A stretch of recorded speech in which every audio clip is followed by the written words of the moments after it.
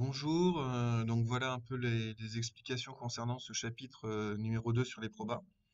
Donc l'idée c'est de cette fois-ci avoir non plus une seule expérience mais deux.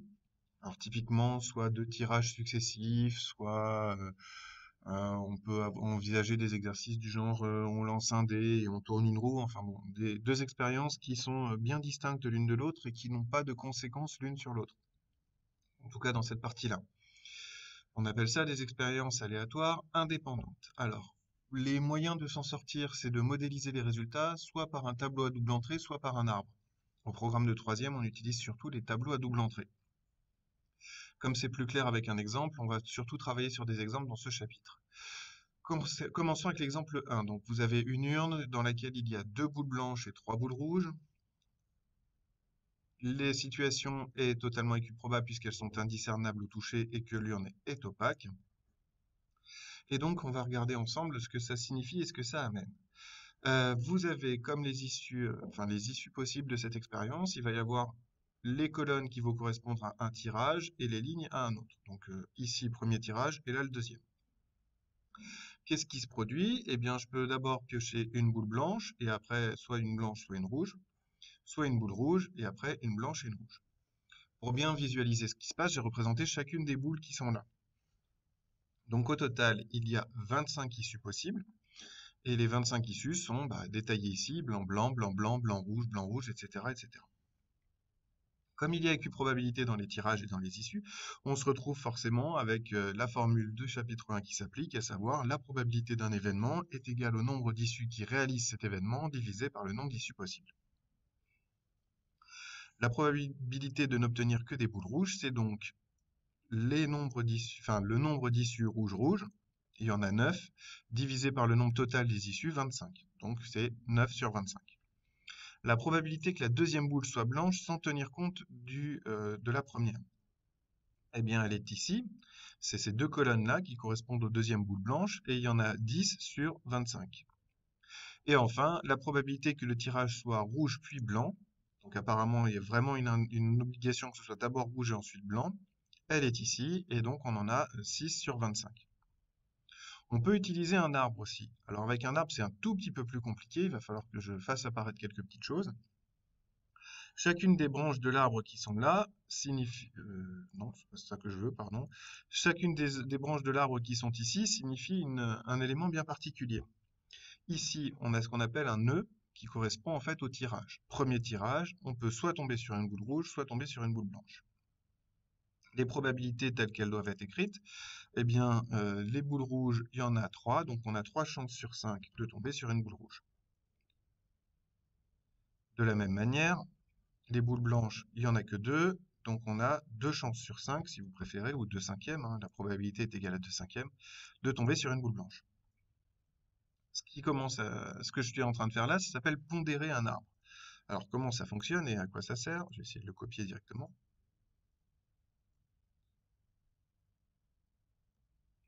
Lorsque je pondère mon arbre, je me retrouve en fait avec une situation qui est intéressante, c'est-à-dire que je fais apparaître les probabilités sur chacune des branches. Au deuxième tirage tel qu'il est ici, si j'ai pioché une boule rouge, je l'ai remise dans l'urne, donc peu importe ce qui se passe, j'ai toujours 3 chances sur 5 de tomber sur une boule rouge. Si j'ai pioché une boule blanche, c'est pareil. Si j'ai pioché une boule rouge et que je veux tirer une boule blanche, j'ai encore cette fois-ci 2 chances sur 5, et ici 2 chances sur 5. La pondération est complète, et donc maintenant je peux faire mes calculs dessus. Au départ d'un nœud, la somme des probas sur une branche, c'est forcément égal à 1. Je liste en fait tous les cas possibles. 3 cinquièmes plus 2 cinquièmes, ça fait bien 5 cinquièmes. Pour un chemin complet, par exemple rouge puis rouge, je ne peux pas ajouter les probabilités, sinon je me retrouverai avec 6 cinquièmes. En fait, ce qui est plus grand que 1, une probabilité ne peut pas être plus grande que 1.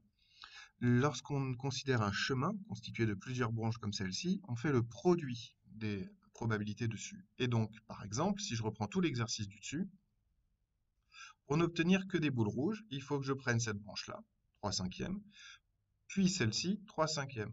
3 cinquièmes fois 3 cinquièmes, ça fait bien 9 25e. Calcule la probabilité que la deuxième boule soit blanche. Ça signifie que je fais 3 cinquièmes et 2 cinquièmes pour faire ce chemin-là, ou 2 cinquièmes et 2 cinquièmes. Ça fait 6 sur 25, plus 4 sur 25, ça fait bien 10 sur 25. Et la probabilité pour que le tirage soit rouge puis blanc, je viens de la calculer, c'est d'abord rouge, puis après blanc, et donc c'est 3/5 fois 2/5, ce qui fait bien 6/25. Deuxième exemple, cette fois-ci avec les roues de loterie. Alors on l'a fait en contrôle, mais j'ai changé les questions. Donc déjà, remplir le tableau, donc évidemment, on a comme résultat possible, premier nombre, 16, puis 17, puis 18, puis 19, 21, 26, pardon, 27, 28, 29, 36, 37, 38 et 39, et enfin 46, 47, 48 et 49. La probabilité de l'événement A, le nombre obtenu, est divisible par 9. Donc, ce qui m'intéresse, puisqu'il y a qu'une probabilité, les secteurs étant tous avec la même probabilité d'apparaître, le nombre obtenu est divisible par 9, donc je vais m'intéresser aux nombres qui sont divisibles par 9. J'additionne les deux chiffres et ça doit faire 9, donc il y a lui. Il y a lui. Il y a lui. Donc, et ensuite, on va vérifier. 7 plus 3, ça fait 10. 3 plus 8, ça fait 11. 3 plus 9, ça fait 12. Pas de souci, là, jusqu'ici, il n'y a pas de multiple de 9. 10, 11, 12 et 13. Donc, je ne compte que 3 nombres divisibles par 9 dans toute la série des résultats possibles. Donc, la probabilité, elle est de 3 nombres divisibles par 9 sur 16 résultats possibles, donc 3/16. Maintenant, l'événement B, le nombre obtenu est constitué avec au moins un chiffre pair. Les chiffres pairs, c'est tous ceux qui sont dans cette ligne-là, puisqu'ils contiennent au moins le 2. Tous ceux qui sont dans cette ligne-là, puisqu'ils contiennent au moins le 4. Tous ceux qui sont dans cette colonne-là. Et tous ceux qui sont dans cette colonne-là. Et donc au final, les nombres qui sont constitués avec au moins un chiffre pair, il y en a 4 dans cette colonne, plus 4 dans cette colonne, plus 2 dans celle-ci et 2 dans celle-là. Donc ce qui fait un total de 12 sur 16 qui peut se simplifier en 3 quarts. Encore une fois, encore un autre exercice, cette fois-ci un peu différent, puisque là, Guilhem arrive dans une station de ski. L'expérience avec les deux épreuves successives, c'est seulement dans le petit 2. Dans le petit 1, il est en haut de la piste et il doit prendre une piste rouge. En face de lui, il y a 2 noirs, 2 rouges et une bleue, et il part au hasard. Donc en fait, il y a eu 2 pistes rouges possibles sur 5 pistes envisageables, ça fait donc une probabilité de 2/5. Arrivé au restaurant, il y en a 7 des pistes qui partent, pardon, et dans ces 7 pistes, 3 sont noires, une rouge, une bleue et 2 vertes. Donc la probabilité de prendre une piste bleue, elle est donc de une piste bleue sur 7 pistes possibles. Maintenant, le tableau qui est ici va permettre de faire le résultat concernant les deux expériences en même temps, donc l'expérience répétée. Elles sont indépendantes, c'est-à-dire qu'il commence par prendre le choix dans les 5 premières pistes, puis après les 7. Alors si on fait le tour, évidemment, on a noir, noir. Ah tiens. On a donc noir, noir, noir, noir, noir, rouge, noir, bleu, noir, vert, noir, vert. Noir, noir qui, comme c'est la même piste de départ, voilà ce que ça donne, hein. C'est exactement la même chose, évidemment. Ici, vous allez avoir rouge, noir, puis rouge, noir, puis rouge, noir, puis rouge, rouge, puis rouge, bleu, puis rouge, vert, rouge, vert. Hop, c'est la même chose, évidemment. Et enfin, bleu, noir, bleu, noir, bleu, noir, bleu, rouge, bleu, bleu, bleu, vert et bleu, vert.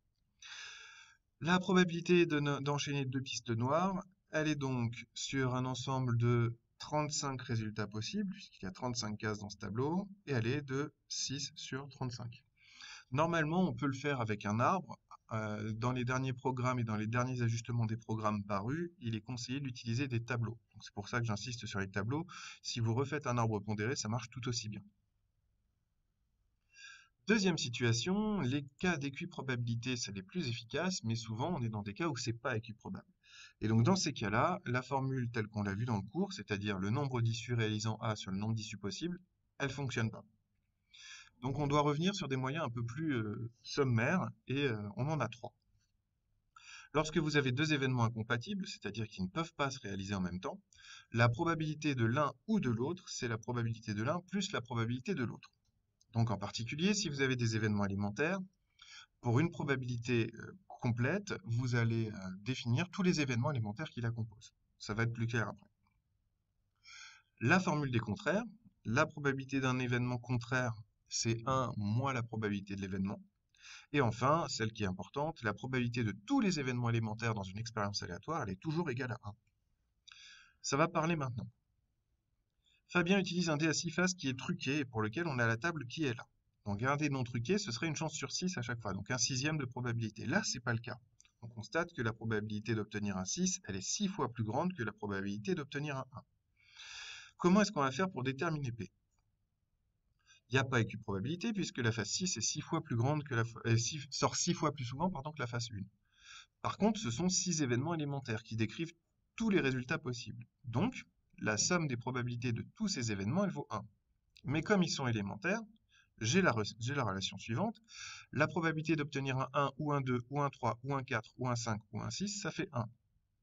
Mais en utilisant cette formule-là, ça veut donc dire que la probabilité d'obtenir un 1 plus celle d'un 2 plus celle d'un 3 plus celle d'un 4 plus celle d'un 5 plus celle d'un 6, ça fait 1. En remplaçant par les valeurs, ça fait P plus 2P plus 3P, etc., etc. Ça amène à 21P égale 1, et donc P c'est 1 21e. Pour résumer, j'ai une chance sur 21 de tomber sur 1, 2 chances sur 21 de tomber sur 2, 3 chances sur 21 de tomber sur 3, etc., etc., etc. Même chose maintenant pour le deuxième exemple. Sur cette roue de loterie, il y a 10 secteurs qui sont numérotés de 1 à 10 et pour lesquels il n'y a pas équiprobabilité dans les sorties. Ça paraît assez clair. On se rend compte par exemple qu'on a 5 centièmes pour obtenir un 1, pardon, et qu'on a 3 dixièmes pour obtenir un 3. Donc en fait, c'est 6 fois plus facile d'obtenir un 3 que d'obtenir un 1. Déterminons x. C'est exactement le même principe. Je vais constituer, donc lister tous les résultats élémentaires de cette expérience aléatoire. Ils sont là. Leur somme, elle vaut forcément 1. Et donc, ça me donne comme résultat 0,94 plus x qui fait 1. Je vous laisse vérifier, quand vous ajoutez tout, ça fait 0,94. Et pour trouver x, je fais donc 1 moins 0,94, pardon, et ce qui me donne x qui vaut 0,06.